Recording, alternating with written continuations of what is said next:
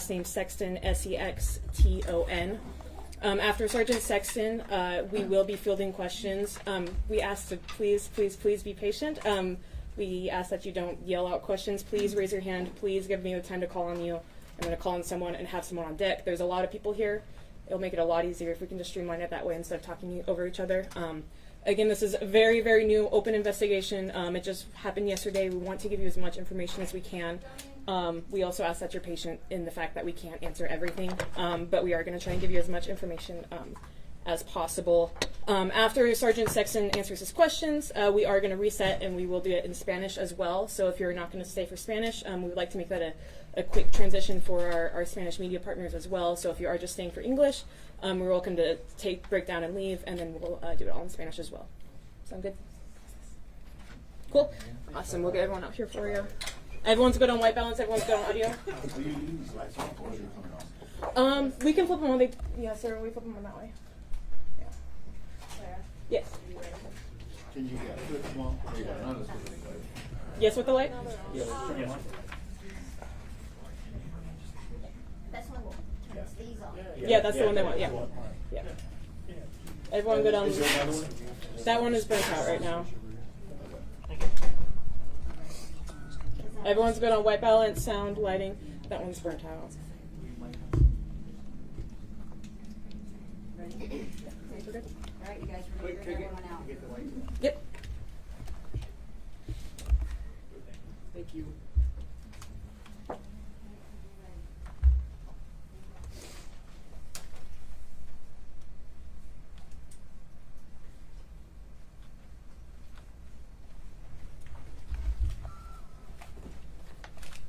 Hello, everyone.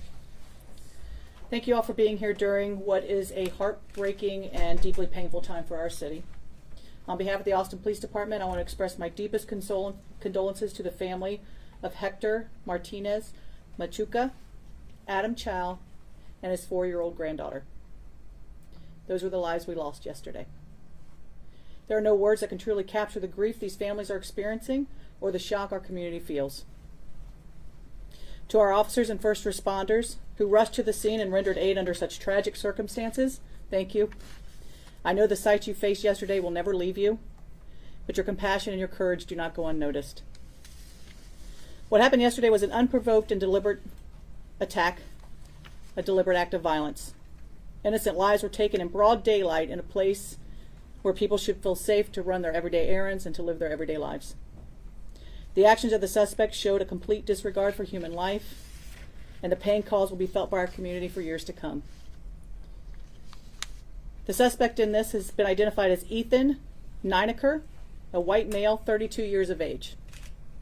Nieneker has a history with the Austin Police Department, which includes assault causing bodily injury to a family member, driving while intoxicated, possession of marijuana, violation of a protective order, and 2 mental health reports.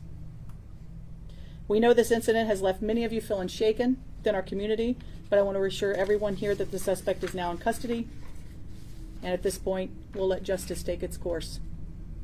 I want to thank the community members who took time and who acted quickly, who called 911, provided witness statements, understanding that they were inside target, came out. We had many witnesses who were there that stayed for hours to help assist us, so I want to thank them. Our department is fully committed to seeking justice for these victims and their families, and this will remain a top priority for us as we move forward.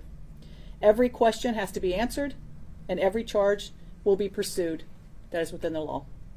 In times like this, we must come together as a community to support the families who are grieving and to lift each other up and stand together united against violence. I'm going to now turn it over to Sergeant Sexton from our homicide unit to go over details of this incident. Sergeant.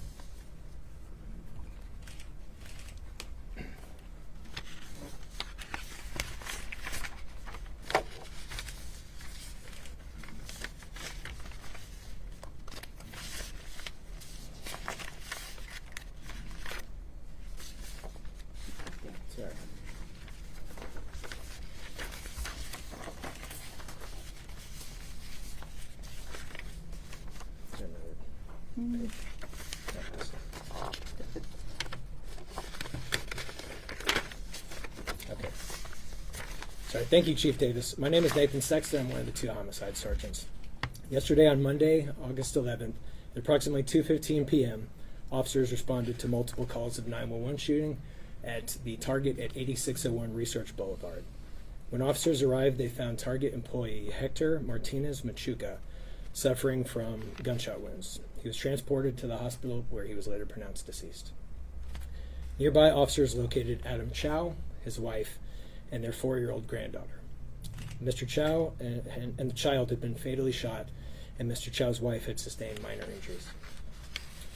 Our investigation showed that the suspect, Ethan Nieneker, first shot Mr. Martinez Machuca as he was collecting carts in the parking lot.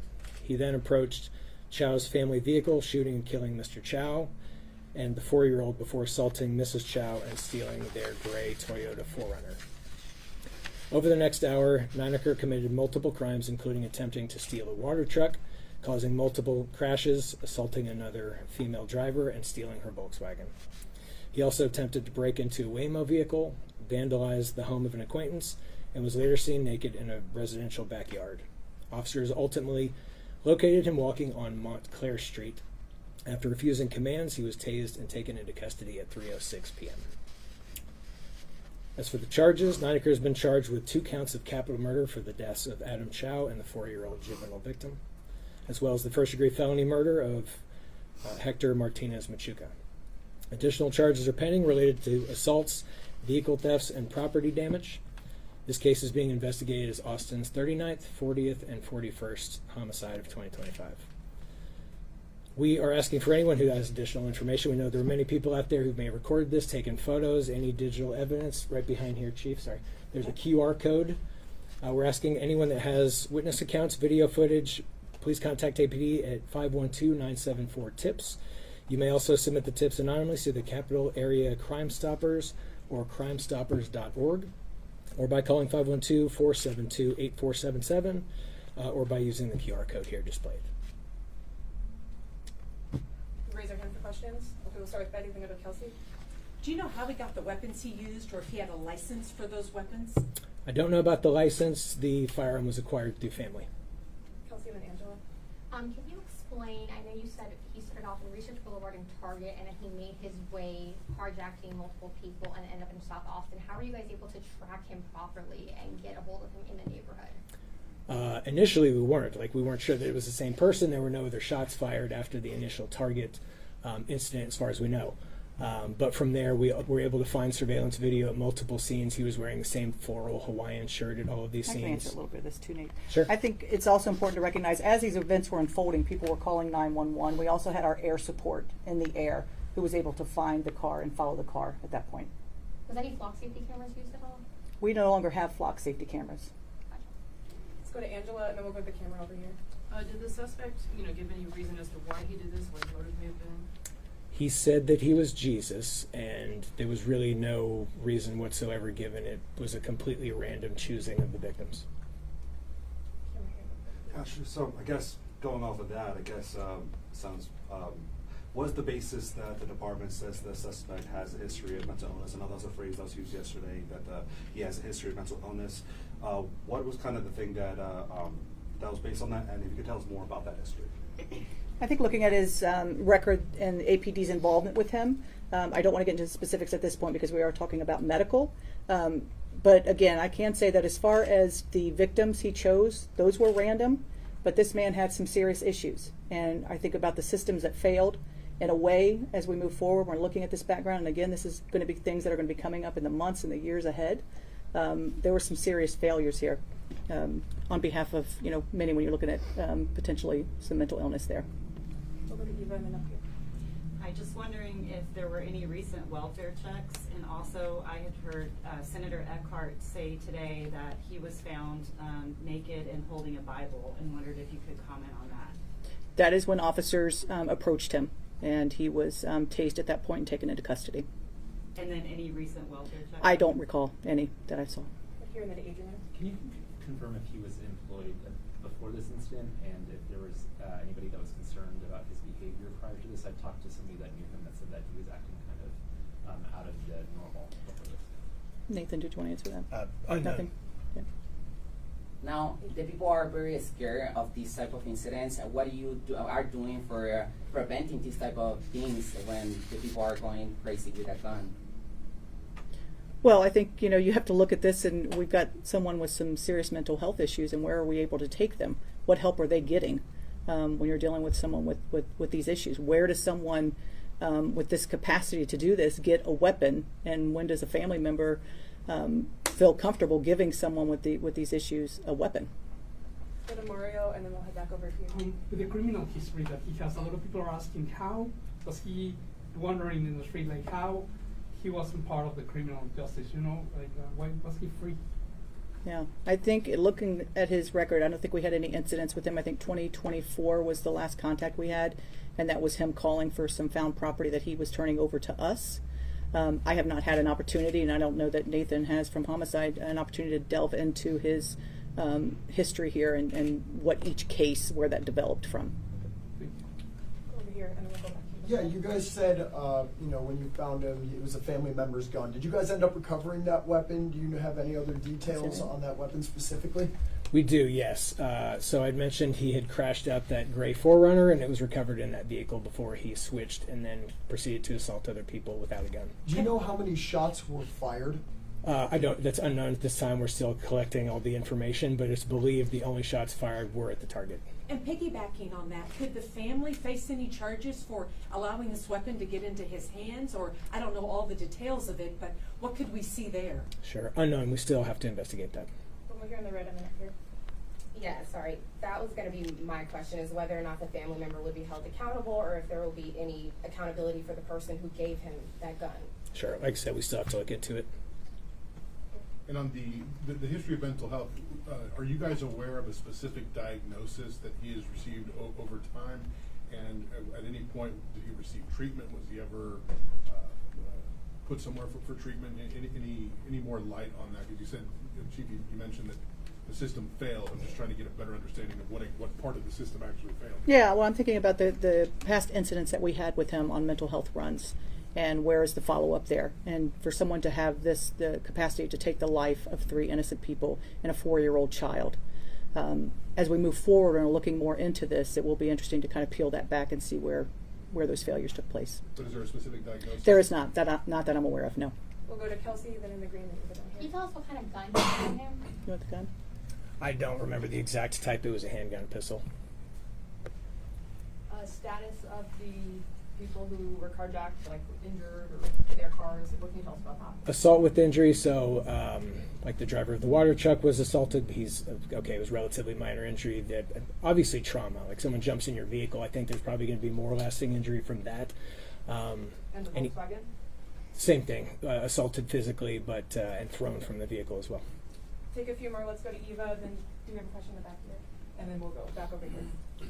There was recently a bill passed through the legislature banning red flag enforcement of guns, basically keeping an anti-red flag ban is what it was. And I know that hasn't gone into effect yet, but I'm curious if this has you concerned about, Austin's ability to keep guns away from people who maybe shouldn't have them.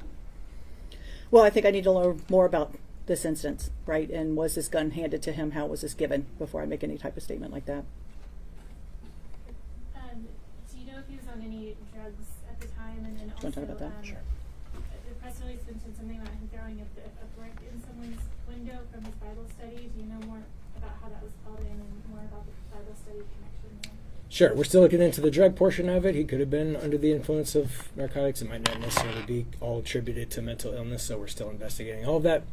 The brick through the window was called in by somebody he had known who had claimed to have had Bible study with him in the past. So he recognized him and just called his window being vandalized, and then he left that scene and proceeded to move on. We'll do here, Betty, and then finish here. Yeah, Target told us to ask you guys any questions as regards to their situation. They told me today that the store is closed. Do you guys have any timeline as to when that Target will reopen? We do not know. As soon as we clear the scene, which we did last night, it was in their custody, so we're not holding it for any other reason, so it's up to them as to when they were to reopen. Oh, can you elaborate the timeline when you said that he tried to steal the water truck, couldn't start it, and then he just got to the Toyota where the Chows were in? So tell me the specific incidents, the times you're looking Yeah, for. so the water truck, before he got to the forerunner, he couldn't start the truck. So the water truck was at about 2:20 p.m.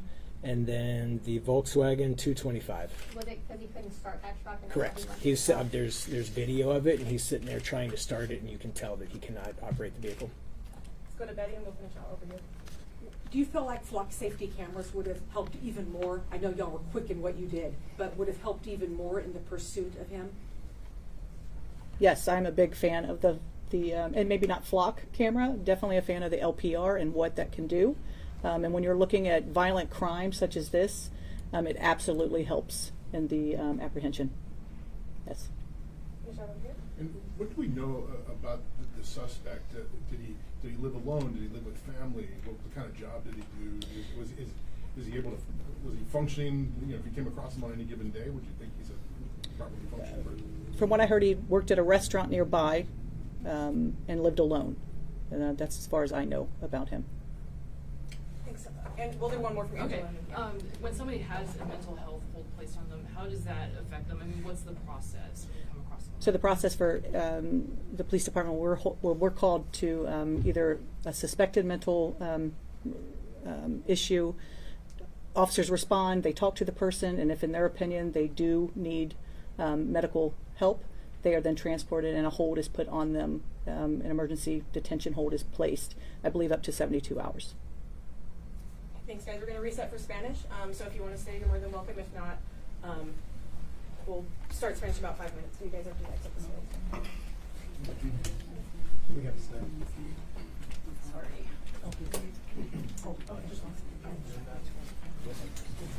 You guys out of here? Actually,